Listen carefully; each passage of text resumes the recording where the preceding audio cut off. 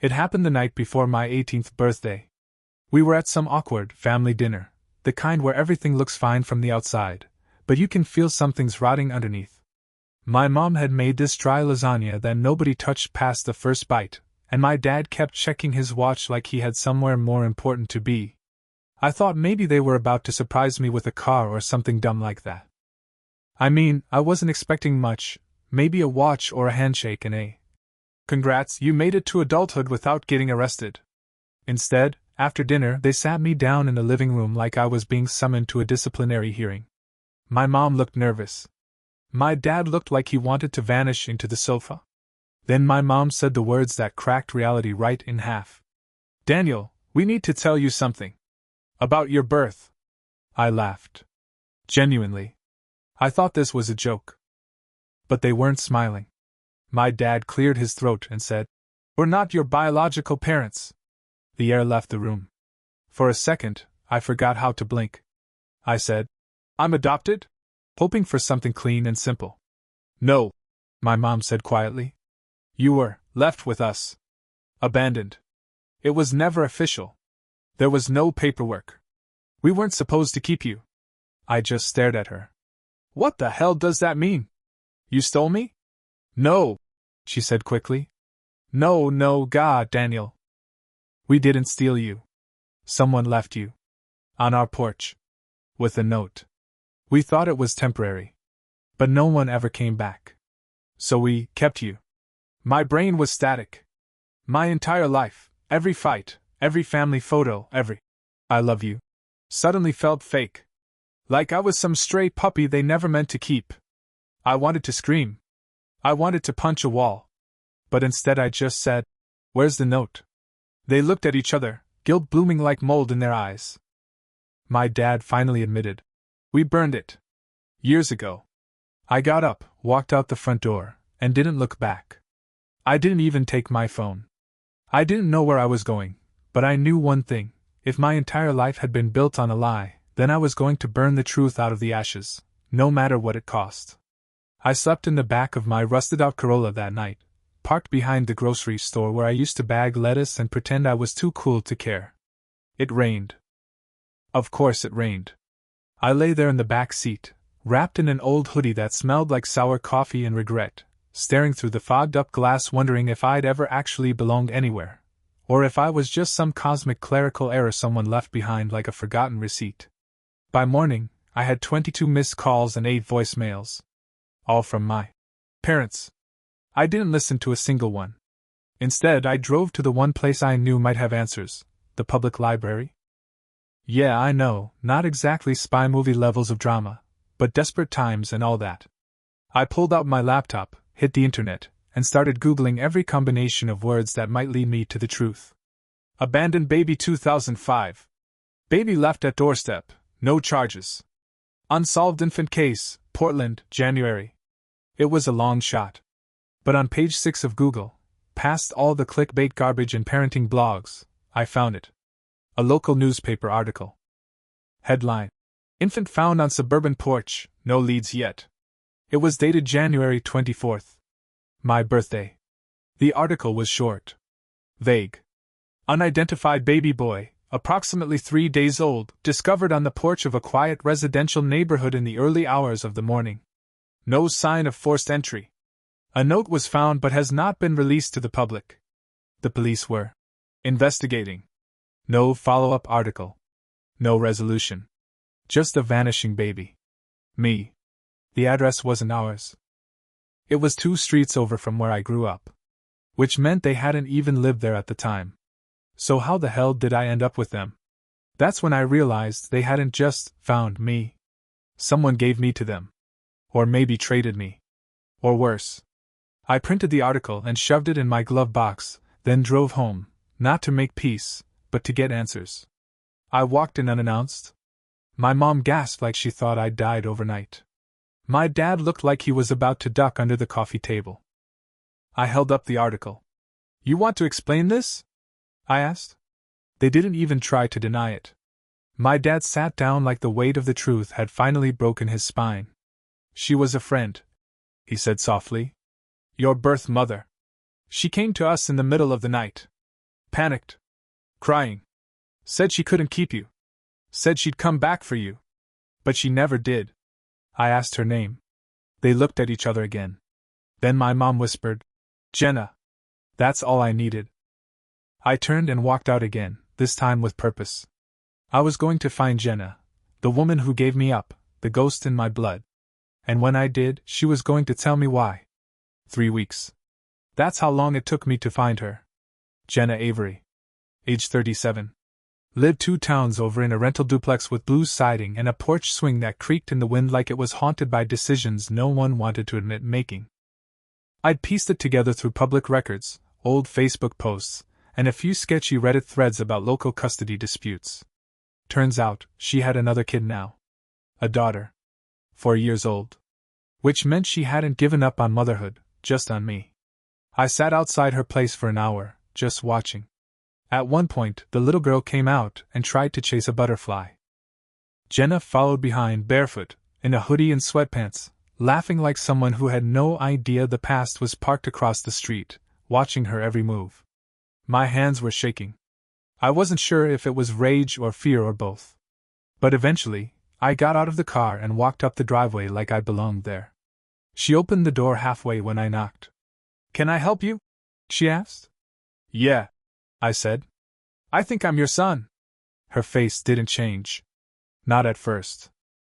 Then her hand flew to her mouth like she was trying to shove a scream back down her throat. Oh my God! She whispered. Daniel? My knees almost gave out. She knew my name. She stepped onto the porch, pulling the door shut behind her. You look just like him, she said. Who? Your father, she said. Ethan. That was the first time I'd ever heard his name. No middle name. No last name. Just Ethan, like some shadow figure out of a dream. I need answers, I said. She nodded. Come back tonight. When my daughter's asleep. I'll tell you everything. So I did. I came back at 9:47 p.m., heart pounding like it was trying to outrun my chest. She met me at the door with 2 mugs of tea and a box of old photographs that looked like they'd been collecting dust in the back of her closet for years. We sat at her kitchen table while her daughter snored softly down the hall. And that's when she told me the story. She was 17. Alone. Living with her dad who drank too much and had a temper like a firework with a short fuse. Ethan was older, early 20s, and charming in that manipulative kind of way. When she got pregnant, he bailed. Said he'd handle it, then vanished for 2 months. When he came back, he convinced her that giving me up was the best plan, not adoption. Something quieter. Cleaner. He knew, a family, who'd take me.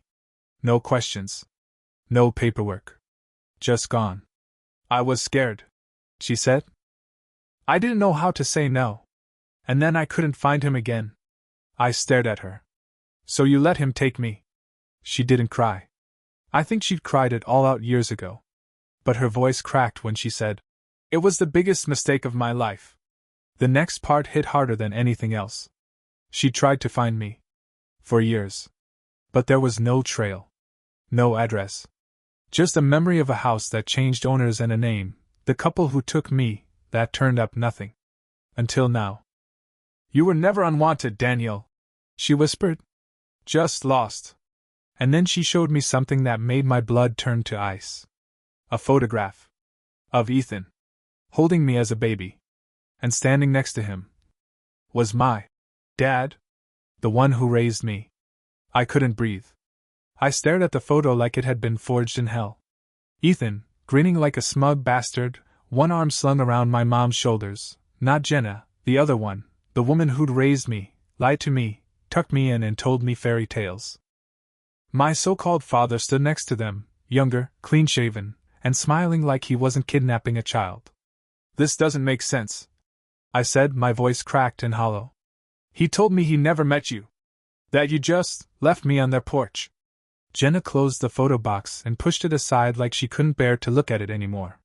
They lied to you. All of them did. Ethan didn't hand you off to strangers. He gave you to them. Friends. People he knew would keep quiet. I leaned back, every muscle in my body locked up like I'd just slammed into a brick wall. My dad and Ethan had been in on it together. This wasn't some desperate teen mom leaving a baby on a porch. This was a damn deal. I don't understand, I whispered. Why would they agree to that? Why would my parents, the ones who raised me, go along with this? Jenna didn't hesitate. They couldn't have kids. Not back then. I heard about it later, from a mutual friend. Ethan told them it was a blessing, that he was solving all their problems. That you'd never be claimed. I felt nauseous. Like I'd swallowed nails. So what? I said bitterly. They just kept me like I was some unwanted puppy he found in a box. Jenna flinched. I didn't know it until years later. By the time I found out where you'd gone, it was too late. They'd moved. Disappeared. I was just a teenager with no money and no lawyer. No one believed me. She took a deep breath. I even filed a report once. But there was no proof. Ethan was already gone. You weren't legally mine anymore. And the note. They burned it. I muttered. They told me they burned it. We sat in silence, the kind that swallows everything, air, words, hope. And then she looked at me, really looked at me. You deserved the truth. I was young and scared and stupid, but I never stopped thinking about you. I named you before he took you. I called you Leo. That cracked something inside me. I didn't cry. Not right away. But a part of me curled up and broke, because for the first time, I realized there was a whole identity out there, a name, that I was supposed to grow up with. Leo. Not Daniel. Leo Avery. I left her house at midnight shaking, numb, and clutching the photo like it might start whispering secrets if I held it long enough. But one thought burned hotter than all the others. My dad, the man who raised me, had known Ethan. They planned this. And I was going to find out exactly what he did and why. The next morning, I didn't go to class. I didn't go to work. I drove straight to my parents' house, photo in hand, rage simmering under my skin like a pressure cooker ready to blow. I didn't knock. I walked straight in, and for once, they didn't say a word about it. My dad was in the kitchen, pouring coffee like it was just another Tuesday. My mom sat at the table flipping through coupons, her face pale the second she looked up and saw me. I dropped the photo on the counter. He didn't even pretend not to recognize it.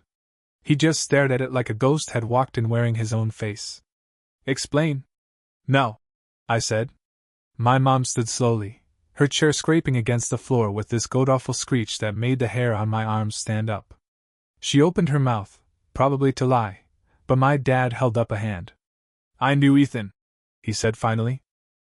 We went to college together. Lost touch after, but he reached out one night. Said he needed help. Help? I snapped. With what, child trafficking? My mom gasped, but my dad just stared down at his coffee like it had answers swirling in the cream. He told me you needed a home, he said. That your mother couldn't handle it. That you'd end up in the system. He said it would be temporary. I stepped closer. And then? He looked at me. Really looked at me. And then we fell in love with you. Oh, well, that makes it okay, I said, clapping sarcastically. Let's just skip the adoption process entirely, and keep the kid someone dropped off in the middle of the night. My mom finally spoke, voice trembling. We didn't plan it this way, Daniel. Stop calling me that, I said. That's not even my name. Silence. Like a vacuum sucked the air out of the room. You knew she was looking for me, I continued. You moved, hid me, erased everything. How the hell do you sleep at night? We were scared, my mom said. We didn't know what Ethan would do if we refused. And when you started calling us Mom and Dad. My dad finally looked up. We made a choice. Maybe the wrong one. But we gave you a life. I laughed. Not because it was funny, because it was so disgustingly convenient for them to frame it that way. You didn't give me anything, I said. You stole what wasn't yours. You built your little fantasy family on a lie and expected me to be grateful for it. I turned to leave. You don't have to go, my mom said, voice barely a whisper. I paused in the doorway, cold to the bone. I left Jenna when I was 3 days old, I said. You left her for 18 years. And I walked out. That night I messaged Jenna. I'm ready to meet him. I wrote. I want to find Ethan. She replied 2 words, me too. Finding Ethan wasn't easy. The man was a ghost, no social media, no forwarding address, not even a speeding ticket in the past 15 years. But Jenna? She'd been trying to track him for over a decade. She had folders. Actual folders. Names, phone numbers, even a list of old burner email addresses she'd once tried messaging late at night when she couldn't sleep. It was like teaming up with a private detective who also happened to have given birth to you. We started small, old friends, former coworkers, ex-girlfriends. Most of them hadn't heard from Ethan in years. A few didn't want to talk. One guy, a bartender named Rick who looked like he hadn't slept since the Bush administration, finally gave us a lead. He lives in Tahoe now, I think, Rick said, scratching his stubble like it owed him money. Or near it. Something about working security for a resort. Real low profile, off the grid type. That was enough. Jenna booked 2 tickets the next morning. It's not revenge, she said as we boarded the flight. It's closure. I didn't correct her, but I wasn't looking for closure. I wanted answers. And if I didn't like them, well, I wasn't above throwing a chair. We landed in Reno, rented a car, and started driving into the mountains. Snow everywhere, like the universe wanted to set the mood with some poetic sense of isolation. The resort wasn't fancy, more like a glorified ski lodge with overpriced beer and rustic furniture that gave you splinters if you looked at it too hard. He was there. We saw him our second day. Jenna spotted him first, unloading bags from a shuttle van, wearing a jacket that said Mountain Staff, like he was proud of being everyone's forgettable coworker. His hair was shorter, grayer, but the jawline was the same. So were the eyes, mine, I realized. Are you sure? Jenna whispered. I didn't answer. I just walked toward him. Ethan, I said, my voice louder than I meant it to be. He turned, slow, cautious. Then he froze. I saw it all happen in his face, confusion, disbelief, and finally dread. Like he was staring down the ghost of a past he'd buried in snow and bad decisions. I know who you are, I said. And I know what you did. He opened his mouth, but no words came out. Jenna stepped up beside me, and that's when his face cracked. Just a flicker of fear before he hid it behind this smug, fake smile. Well, he said. Didn't think I'd ever see either of you again. That was it. No apology. No remorse. Just smug calm like this was some high school reunion and not the confrontation of a lifetime. You gave me away, I said. You handed me off like I was a bag of trash and never looked back. I gave you a chance, he said, shrugging. With people who could handle it. You turned out fine, didn't you? Jenna stepped forward, and her voice shook. You lied to me. You said it was temporary. You said you'd bring him back. He raised an eyebrow. And you believed me? That's when I saw it. He wasn't sorry. Not even a little. To him, this wasn't a tragedy. It was a transaction. I wanted to hit him. I really did. But instead I did something worse. I pulled out my phone, opened the photo, and held it up. You remember this? I said. It's going public. He paled. Just slightly. What? I work in media now. I lied. You're a walking human interest story with a dark side. And I guarantee you, the internet loves a mystery dad who disappears after handing off his kid like a Netflix subplot. You wouldn't. He muttered. Try me. I said. And then, just before we turned to leave, Jenna looked him dead in the eyes. He's everything you're not. And that's not in spite of you. It's because you were never there to ruin him. We walked away without another word. He didn't follow. That night, we got a hotel room overlooking the lake. Jenna sat on the bed, legs crossed, and just whispered, "Thank you?" I stared out at the water, arms folded. I didn't feel peace. But I felt power. And for the first time in my life, that was enough. We flew home in silence. Not angry. Not awkward. Just emptied out. Like we'd gutted the monster, and now we were both staring at its hollow shell, wondering what the hell to do next. Jenna dropped me off at my apartment with a hug that was longer than it needed to be and softer than I expected. She smelled like lavender and stress. I hadn't decided yet if I was ready to call her mom. Maybe someday. But not yet. Inside, I collapsed on the couch and stared at the ceiling. My inbox was a mess. Missed work emails. A few worried messages from friends. And one that made my stomach lurch the moment I saw the name. Dad. Subject: let's talk. I clicked. Daniel. We never meant to hurt you. I know it's complicated, and we didn't handle it right. But we raised you. We were there for every scraped knee, every school play, every nightmare. That has to mean something. Please don't throw away a lifetime over one mistake. Love. Dad. One mistake. One. I didn't respond. Instead, I logged into Facebook, yeah, I know, Boomer Central, and pulled up my old family photos. Every birthday. Every vacation. Every "we're so proud of you" post. And I looked at them with fresh eyes. They were smiling in those pictures, sure. But underneath the smiles now, I could see the guilt. The cracks. The way my mom always looked just a little stiff.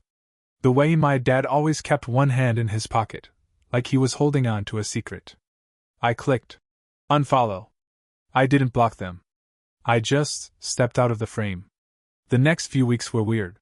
Jenna and I started texting more. She sent old photos of me as a baby, ones I'd never seen. Me in a yellow onesie holding a rattle. Me sleeping on her chest, tiny fingers curled in her hoodie. Me smiling. Real smiling. She asked if I wanted to meet my half-sister. At first I said no. But then one Saturday I changed my mind. We met at a park. Her daughter, Lily, ran straight up to me like I was just some new human jungle gym. She asked if I wanted to see her rock collection, and I said yes, even though every rock looked exactly like driveway gravel. Jenna sat beside me on the bench, quiet for a moment, then said, "She knows she has a brother. She just didn't know if she'd ever meet you." I swallowed hard. "She's lucky," I said. "She's lucky you are." And I don't know what hit me harder, the fact that Jenna believed that, or that for the first time, I kind of did too. That night, I sat down at my desk and opened my laptop. I started writing. Not an angry post. Not a dramatic letter. Just my story. From start to finish. Everything. The porch. The lie. The photo. Ethan. Tahoe. All of it. I titled it, "The Boy Left Behind." I didn't expect anyone to care. But they did. It blew up. Like really blew up. Thousands of shares. Comments from people who'd been through similar things. Offers to publish. Interviews. A podcast request. It was surreal. One comment stuck with me. It said, "This isn't just survival. This is reclamation." And damn it, they were right. I wasn't the kid who got left behind anymore. I was the guy who came back. 3 months later, I stood on a stage in front of 300 people at a youth advocacy summit. There was a mic in my hand, a spotlight in my face, and a giant slide behind me that read, "Not every orphan is in the system." Yeah. That was my quote. I told my story. Not as a victim, but as a witness. I told them about Jenna, about Ethan, about the porch that became a prison and the parents who raised me with a smile and a secret. I didn't say their names. I didn't have to. The truth didn't need labels. It just needed air. The applause was loud. But what mattered more were the people who came up afterward, the girl who said her stepdad erased her birth mom, the guy who found out at 21 that he'd been bought, not adopted.